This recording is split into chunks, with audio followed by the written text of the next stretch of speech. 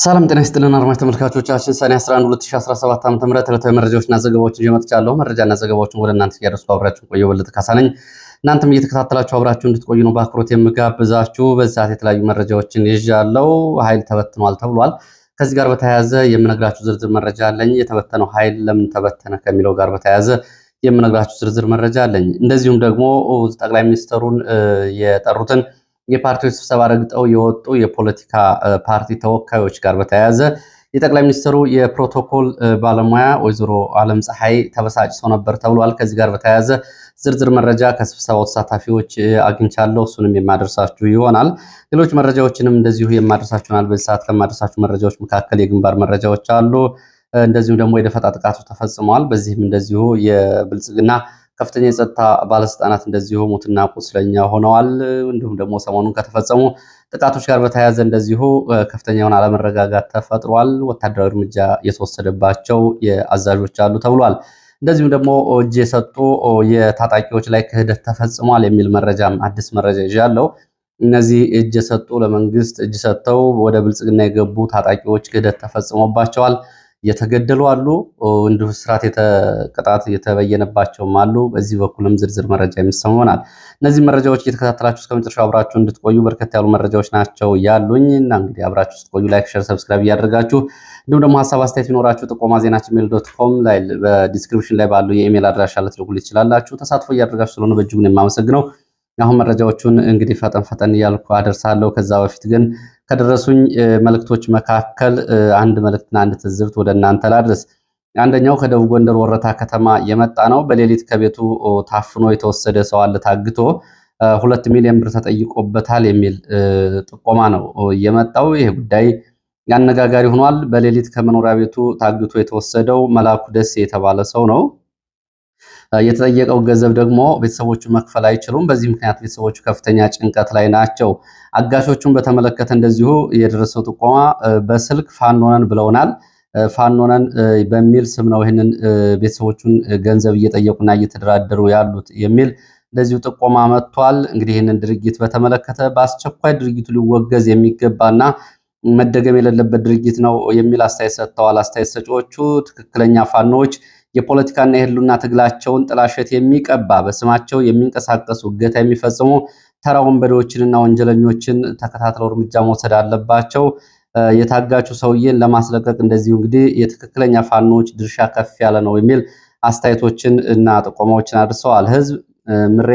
ህዝብን ወደ ምሬት ስቃይ ውስጥ የሚጥል ውሎ አድሮ ደግሞ የፋኖን ስም ጥላሸት የሚቀባና ሌላ ህዝባዊ ቁጣ ወይም ደግሞ ተቃውሞ የሚያስነሳ የፋኖን ድጋፍና ህዝባዊ ተቀባይነት የሚያሳጣ ተራ ወንበዴ ተግባር ስለሆነ ይሄ በአስቸኳይ ሊቆም ይገባል ብለዋል። እንግዲህ በዚህ በኩል የኛ ያክል ገንዘብ አምጡ እያለ እኔ ፋኖ ነኝ እያለ የሚደውለውም ሰው ስም ዝርዝር እዚሁ አብሮ ደርሷል። ይህንን በተመለከተ ወደፊት ይሄ ሰው የማይለቀቅ ከሆነ በስም ዝርዝር እነማን እንደሆኑ ዘራፊዎቹ በግልጽ የሚነገር ይሆናል። አሁን ከቀረበው አንጻር በእነሱ በኩል እኛ ፋኖ ነን እያሉ 2 ሚሊዮን ብር አምጡ የሚሉ ሰዎች በተመለከተ ምላሽ እንዲሰጡበት አንድ እድልና ከነሱ ምላሽ ለማግኘት ነው ይህንን ጥቆማ በቀጥታ ማስተላለፍ ያስፈልገውና የነሱ ምላሽ ያልተካተተበት ስለሆነ የፋኖ ነን ያሉትን ስማቸውን ከመጥራት ለጊዜው እቆጠባለሁ። ወደፊት ግን የመለስበት ይሆናል። ሌላው ትዝብት የደረሰኝ ደግሞ አዲስ አበባ የህወሓት ከፍተኛ አመራር የነበረ ሰውና 2 ቤቶችን ሽጦ ወደ መቀሌ የሄደ ሰው ሰሞኑን መቀሌ በተደረገ ሰልፍ ከወልቃይት የተፈናቀልኩ ነኝ ብሎ ከፊት ለፊት መፈክር ይዞ ተመልክቻለሁ። ይሄ ሰው አዲስ አበባ ውስጥ ከፍተኛ ተሿሚ የነበረ ሰው እንደነበርና አዲስ አበባ ውስጥ የተለያዩ መኖሪያ ቤቶች እንደዚሁ ሸጥ የነበረ ሰው ነው። አሁን ተፈናቃይ ነኝ ብሎ ሰልፍ ላይ ተመልክተነዋል። ይሄ በትክክለኛ ተፈናቃዮች ላይ የሚሰራ የፖለቲካ ፕሮፓጋንዳን ማሳያ ነው፣ ሊቆም ይገባል የሚል ትዝብት አድርሰውኛል። በእጅጉ አመሰግናለሁ። ወደ መረጃዎች ነው የሚሄደው። ወደ መረጃዎች ከመሄድ በፊት እንደዚሁ እናት ፓርቲ የሰጠው መግለጫ አለ። እናት ፓርቲ ወለጋ አካባቢ ጧት ዘርዘር ያለ መረጃ አቅርቤላችሁ ነበር። ይህንን የሚያጠናክር እናት ፓርቲ ወለጋ አካባቢ እየተፈጸመ ያለው ግፍና ሰቆቃ በተመለከተ አጭር መግለጫ አውጥቷል። መግለጫውን ወደ እናንተ አደርሳለሁ። አሳዛኝ ዜና ይላል። በኦሮሚያ ክልል ምስራቅ ወለጋ ዞን ጉቶ ጊዳ ሱቡ ሶሬ ወረዳዎች የንጹሃን እልቂት ቀጥሏል። እናት ፓርቲ የምስራቅ ወለጋ ዞን የእልቂት ቀጠናን ደጋግሞ የተነገረ ሲሆን ትንሽ በረድ ብሎ የከረመ አሁን ላይ ተቀስቅሶ ከ2 ሳምንት በፊት 8 ንጹሃን በአሰቃቂ ሁኔታ የተገደሉ ሲሆን 4ቱ እስካሁን የት እንደደረሱ አይታወቅም። የአሁኑ በዋናነት በጉቶ ጊዳ ወረዳ ጃርቶ ቶሌራ፣ ፈይሳ፣ አርጆ ሉኮ ሊጎና ወጤ ቀበሌዎች ሲሆን በሱቦ ሱሬ ወረዳም በተለይ ደንገጆ ጉዮ ቀበሌ ዋነኛ እልቂት እና የጥቃት አካባቢዎች ሆነዋል ይላል።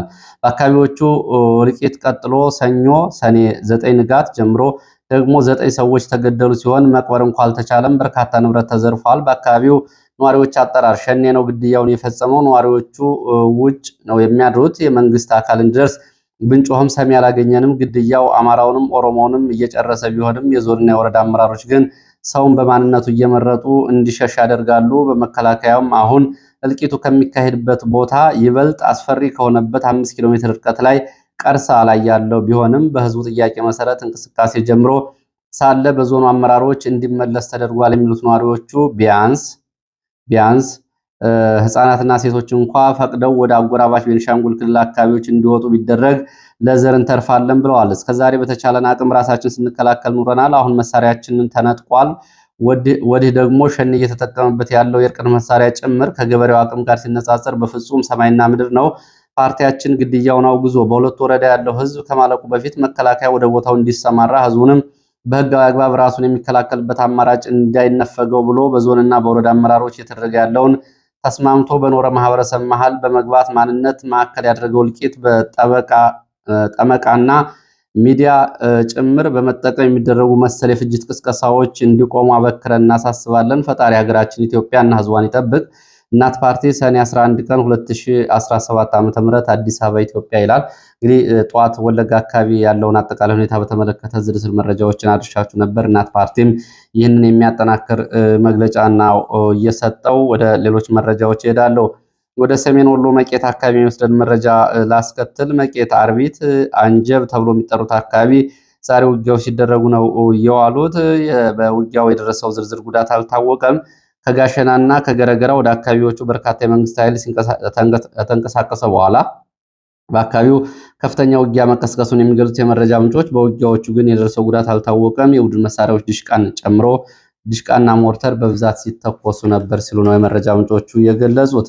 ሌላው መረጃ በታጣቂዎች ላይ የተፈጸመ ክህደትን የተመለከተ ነው። እንግዲህ ይሄ መረጃ ለብዙዎቹ ትምህርት የሚሆን ነው። እጅ የሰጡ ታጣቂዎች ላይ ክህደት ተፈጽሟል ተብሏል።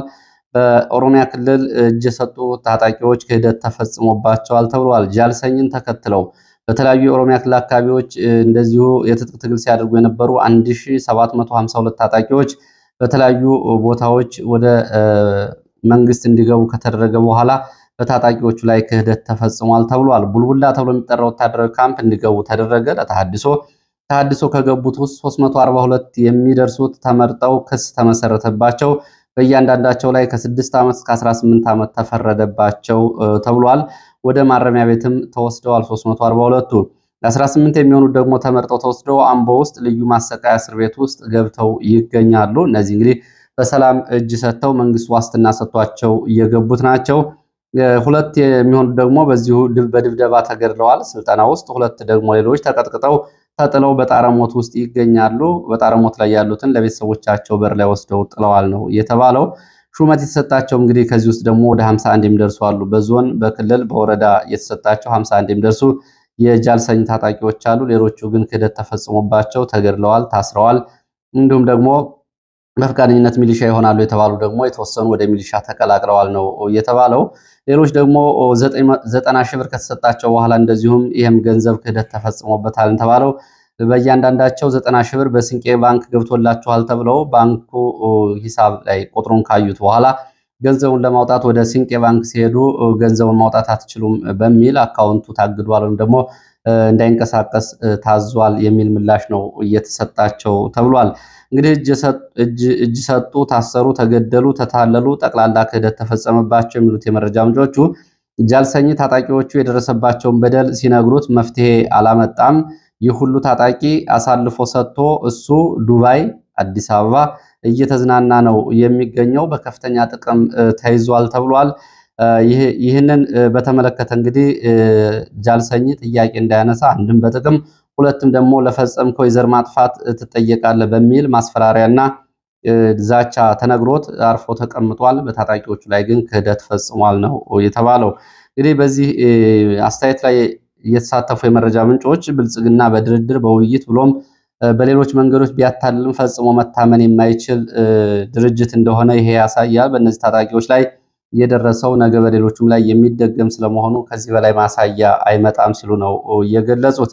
ሌላው ዛሬ መነጋገሪያ ከሆኑ ጉዳዮች መካከል የእናት ፓርቲ የጠቅላይ ሚኒስትሩን መድረክ ረግጦ መውጣቱ፣ ይቅርታ ኢህአፓ እናት ፓርቲ አይደለም፣ ኢህአፓ መድረክ ረግጦ ወጥቷል። ተሳታፊ የነበረ የኢህአፓ ከፍተኛ አመራር በስልክ አግኝቼ አናግሬያለሁ። የነበረውን ሁኔታ በተመለከተ ወደ ጠቅላይ ሚኒስትር ጽሕፈት ቤት ለስብሰባ ጠዋት ሄርን። ለፖለቲካ ፓርቲዎች እንግዲህ ለጥሪ ተደርጎ ነበር ለሀገራዊና ለክልላዊ የፖለቲካ ፓርቲዎች አራት ከፍተኛ አመራር እንዲልኩ ጠቅላይ ሚኒስትሩ ጽሕፈት ቤት በኩል ጥሪ ደርሶን ሄርን። 2-3 ሰዓት አካባቢ ከጠቅላይ ሚኒስትሩ ጋር ተገናኘን። ስብሰባ ሲጀመር ስብሰባው የተጀመረው ጥያቄ በማቅረብ ነበር ለጠቅላይ ሚኒስትሩ። ይህንን በተመለከተ እንግዲህ የፓርቲው የወሰደውን አቋም ነው እያደረሱኝ። የፓርቲው ከፍተኛ አመራር እንግዲህ ኢህአፓ 4 ስራ አስፈጻሚዎችን ወደ ስብሰባው አስገብቶ ነበር። እድል እንዲሰጠን ፈንጠር ብለን ተቀመጥን። 4ታችንም እጅ አወጣን። ሆኖም ግን እድል ሊሰጠን አልቻለም ብለዋል። ለ20 ሰዎች ተከታታይ ጥያቄ እድል ተሰጠ። ጠቅላይ ሚኒስትሩ ይህንን ሰጡ። የኢህአፓ ሰዎችን ግን እድል መስጠት አልፈለጉም። በዚህ የተነሳ እርባና የሌላቸው የወቅቱን ችግር የማይመጥኑ ተከታታይ ጥያቄዎች ቀረቡ። አብይን የሚያወድሱና አስተያየቶች ነበሩ የሚበዙት። ይሄ ለኢህአፓ የሚዋጥ አይደለም፣ መሬት ላይ ያለውን ችግር የሚመለከት ስላልሆነ ጥለን ወጣን ነው የሚሉት።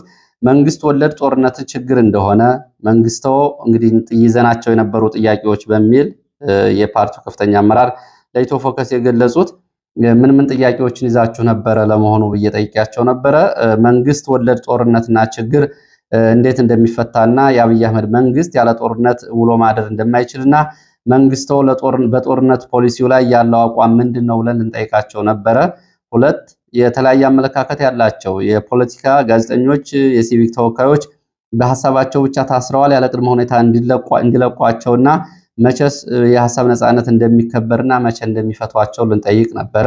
3 ምክክር ኮሚሽን የሚባለው አሁን ያለው የምክክር ኮሚሽን ጨርሶ እንዲፈርስና በአዲስ አደረጃጀት ሁሉንም ያካተተ የምክክር ኮሚሽን እንዲቋቋም ልንጠይቅ ነበር። ምክንያቱም አሁን ያለው የምክክር ኮሚሽን የብልጽግና ሞዴልና የብልጽግና ጉዳይ ማስፈጸሚያ ስለሆነ ተቀባይነት ስለሌለው ይህንን ልንጠይቅ ነበረ። 4 በአማራ በሚራክል ወይም ደግሞ ተአምራዊ አስገራሚ ለውጥ መጥቷል በኢኮኖሚ ብለው ሰሞኑን በሚዲያ ለተናገሩት ጠቅላይ ሚኒስትሩ ማሳያዎችን ይዘን ጥያቄ ልናቀርብ ነበረ። ሚራክል ወይም ደግሞ አስገራሚ ለውጥ ሳይሆን የመጣው ሚራክል የሆነ ወይም ደግሞ ተአምር የሆነ መዓት ነው በሀገሪቱ ላይ የመጣው። የሲቪል ሰርቫንቱ ኑሮ ተመሰቃቅሏል። በማሳያነት መምህራን በምገባ ፕሮግራም ውስጥ ገብተዋል። መምህራን እንግዲህ ለተማሪዎች ከሚሰጠው ምገባ ፕሮግራም መምህራንም ተካተዋል። በዚህ ልክ እንግዲህ ውርደት ውስጥ ሀገሪቱን የከተተ ሚራክል ለውጥ የት አለ ብለን እንጠይቅ ነበረ። ሐኪሞቹን ጥያቄና የሐኪሞቹን አመፅ፣ ሌላውም የሲቪል ሰርቫንት ጥያቄዎችን በተመለከተ ጥያቄ ልናቀርብ ነበር፣ ግን አልተፈቀደልንም።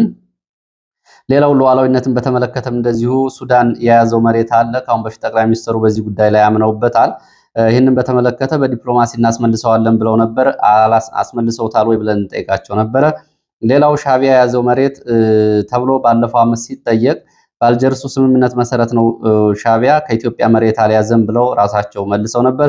አሁን ደግሞ የብልጽግና መንግስት ሻዕቢያ የያዘውን የኢትዮጵያ መሬት ለቆ እንዲወጣ የሚል መግለጫዎችንም ሐሳቦችን የሚሰጡ ሰምተናል። ይሄ ምን ማለት ነው? ባለፈው በአልጀርሱ ስምምነት መሬት ይዟል አላችሁ፣ አሁን ደግሞ መሬት ለቆ ይውጣ ማለት ነው?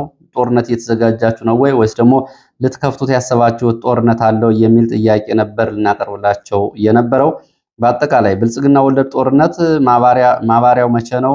በዚህ ጉዳይ ላይ ያቋማቸውን ጠቅላይ ሚኒስትሩ እንዲያስረዱ እንጠይቅ ነበረ። የአብይን መወድስ ሙገሳ መድረክ ላይ በመገኘት መስማት አንፈልግም። ስለዚህ ጥያቄያችን ካላቀረብን ረግጠን መውጣት አለብን ብለን ተነጋግረን መድረኩን ረግጠን ወጣን። ይሄ ሲሆን የጠቅላይ ሚኒስትሩ የፕሮቶኮል ኃላፊ ወይዘሮ ዓለም ፀሐይ የሚባሉ ሰው ተከትለዋቸው እንደወጡ ተከትለዋቸው ወጥተው ለምን መድረክ ረግጣችሁ ትወጣላችሁ ጠቅላይ ሚኒስትሩ እየተናገሩ ብለው ጠየቁን። እኛም ይህንን የአብይን መወድስና የአብይን መሞገስ ልንሰማ አይደለም የመጣ ነው የህዝብ ውክልና ይዘን የምናቀርበው የፖለቲካ ጥያቄ ስላለ እንጂ የጠቅላይ ሚኒስትሩን መወድስ ለመስማት አይደለም ብለን በድጋሚ ነገርናቸው። ፕሮቶኮሏ ተቆጥተው ጠቅላይ ሚኒስትሩ ማብራሪያ አልሰማም ነው ወይ የምትሉት ብለው በቁጣ ጠየቁን። አዎ እዚህ እድል ተከልክለናል።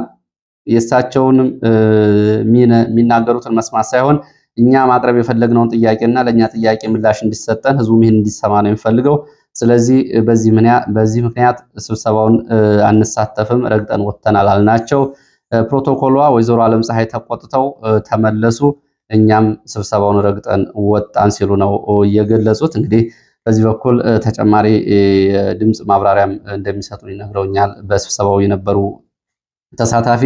ሌሎቹ እንግዲህ ከዚህ በተቃራኒ ያሉት የፖለቲካ ፓርቲዎች ደግሞ ጠቅላይ ሚኒስትሩን ሲያወድሱ፣ ሲያሞግሱ፣ ሲለማመጡ፣ ሲለምኑ ነበር የዋሉት ነው እየተባለው። ጠቅላይ ሚኒስትሩ የሚቆጣጠሩት የፖለቲካ ፓርቲና የፖለቲካ የጋራ ምክር ቤት እንዲኖር ነው የሚፈለገው። ለዚህ ደግሞ እኛ የህዝብ ውክልናን አሳልፈን አንሰጥም፣ ለጦረኛ መንግስት፣ ጦርነት ወለድ ለሆነ ችግር ውስጥ ለከተተን መንግስት ይህንን አናደርግም ነው ያሉት። ሌላው መረጃ ኃይል መበተኑን የሚገልጽ መረጃ ነው እየደረሰኝ። ከደቡብ ጎንደር ንፋስ መውጫ፣ ደብረታቦር፣ ወረታ ከተሞች በርካታ ኃይል ተሰብስቦ የነበረ ምልምል ኃይል ተበትኗል ተብሏል። በንፋስ መውጫ ከተማ ያለውን በተመለከተ የመረጃ ምንጮቹ ለአድማ ብተና ስልጠና በሚል በኃይል በግዳጅ በተለያዩ ቀበሌዎችና ከተሞች ተመልምለው የነበሩ ከ300 በላይ የሚሆኑ ወጣቶች እንዲበተኑ ተደርገዋል ነው የተባለው።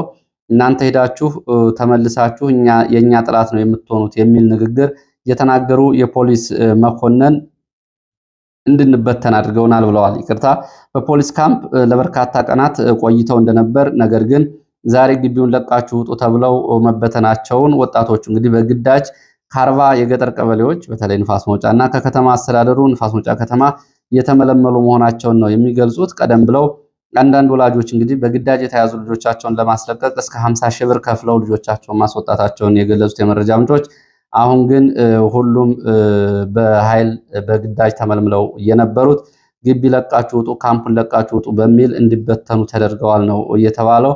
ይሄ ምክንያቱ ምን እንደሆነ እስካሁን ድረስ የተገለጸ ነገር የለም። ሲበተኑ ግን እናንተ ሄዳችሁ ሰልጥናችሁ ብትመለሱም መልሳችሁ እኛን ነው የምትወጉት የሚል ንግግር ተናግረዋል ነው እየተባለው። እንግዲህ በዚህ በኩል ምክንያቱ ምን እንደሆነ ወረታ፣ ደብረታቦር፣ ንፋስ መውጫ በርካታ ኃይል ነው ምልምል ኃይል እየተበተነው። ይህንን በተመለከተ ተጨማሪ መረጃዎችን የማጣራ ይሆናል።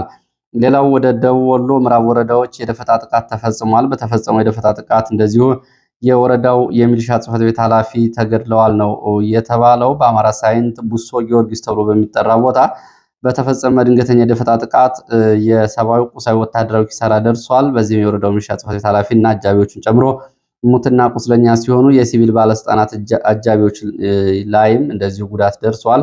የጉዳቱ መጠን በዝርዝር አልታወቀም ሲሉ ነው የመረጃ ምንጮች የገለጹት።